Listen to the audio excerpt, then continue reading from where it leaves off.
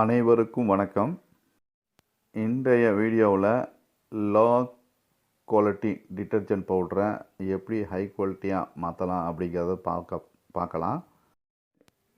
இப்போ நாம் இந்த வெயிட் மிஷினை எடுத்து வச்சுருக்கோம். அது மேலே ஒரு பவுல் வச்சுருக்கோம். பவுலோட வெயிட் வந்து 52 கிராமு. இப்போ நம்ம வந்து 30 கிராம் இந்த பவுடரை போட்டுக்கலாம். இது வந்து சலிச்சு போடணும். நான் சலிக்காமல் போடுறேன், அப்படியே நீங்கள் சலிச்சு போட்டுக்குங்க.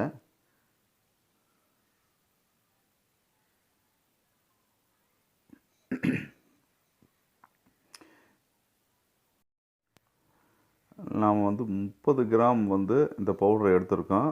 பவுலோட வெயிட் வந்து 52 கிராம் ப்ளஸ் 30 கிராம், மொத்தம் 82 கிராம் இந்த வெயிட் மிஷின் காமிக்குது. இப்போ நம்ம 30 கிராம் வந்து எடுத்துருக்குறோம். இதோட வந்து இப்போ நாம் தண்ணியை வந்து சேர்த்துக்கலாம். தண்ணின்னா அதிகமாக சேர்க்கக்கூடாது.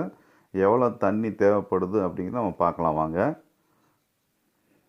ஃபஸ்ட்டு வந்து நம்ம 15 கிராம் மட்டும் சேர்த்துக்கலாம்.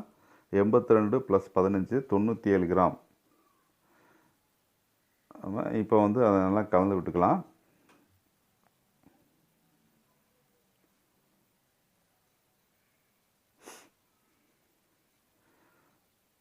தண்ணி பத்தலை, அதனால் திரும்ப நம்ம வந்து தண்ணியை சேர்த்தணும். இப்போ நம்ம ஸ்பூனையும் போட்டோம் அப்படிங்கிறதுனால வந்து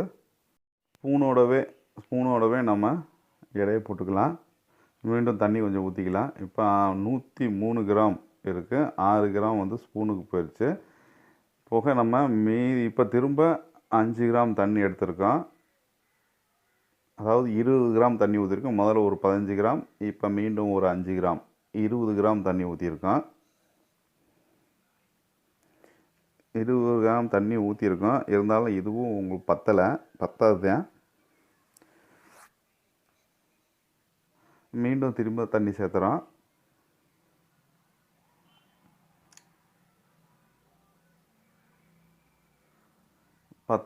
அதாவது 10 கிராம் தண்ணி சேர்த்துருக்கோம். ஏற்கனவே 20 கிராம் தண்ணி, இப்போ ஒரு 10 கிராம் தண்ணி, 30 கிராம் தண்ணி சேர்த்துருக்கோம். ஆனால் இதுவும் கொஞ்சம் பத்தாது.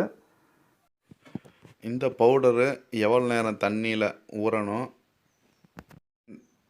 பவுடரில் எப்படி சேர்க்கணும் அப்படிங்கிறத நான் அடுத்த வீடியோவில் சொல்கிறேன்.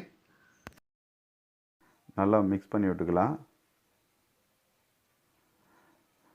உங்களுக்கு வந்து நம்ம வழக்கமாக டிட்டர்ஜென்ட் பவுடரில் விலை வந்து குறையிறதுக்காக நம்ம இந்த சோப் ஸ்டோன் பவுடர் சேர்த்துவோம், டொலமைட் பவுடர் சேர்த்துவோம், அப்புறம் இந்த சோடா ஆஷ் இதையும் சேர்த்துவோம், விலை வந்து குறையணும் அப்படிங்கிறதுக்காக.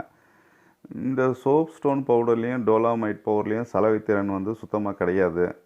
வாஷிங் சோடாவில், அதாவது சோடா ஆஷில் வந்து உங்களுக்கு ஓரளவுக்கு அதுக்கு வந்து சலவைத்திறன் இருக்குது.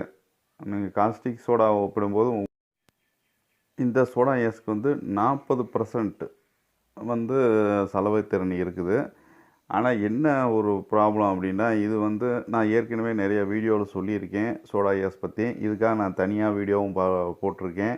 சோடா ஆஷ் பற்றி தெரியாதவங்க தெரிஞ்சுக்கணும் அப்படின்ட்டா கீழே வந்து டிஸ்கிரிப்ஷனில் அதனுடைய லிங்க் கொடுத்துருக்கேன், போய் பார்த்துக்கலாம். சோடா ஆஷ் வந்து தண்ணியில் சேர்த்தன பின்னாடி அதனுடைய சலவைத்திறனை இழந்துடும், கொஞ்சம் கொஞ்சமாக இழந்துடும். ஆனால் பாஸ்பேட் பார்த்தீங்க அப்படின்னா, இது தண்ணியில் சேர்த்தும்போது அதனுடைய சலவைத்திறன் கூடும். இந்த கலவையை நம்ம எவ்வளோ நேரம் வந்து ஊற வைக்கணும் அப்படிங்கிறத வந்து அடுத்த வீடியோவில் நான் சொல்கிறேன். இப்போ இந்த பவுடரோட பெயர் என்ன அப்படிங்கிறத பார்க்கலாம் வாங்க.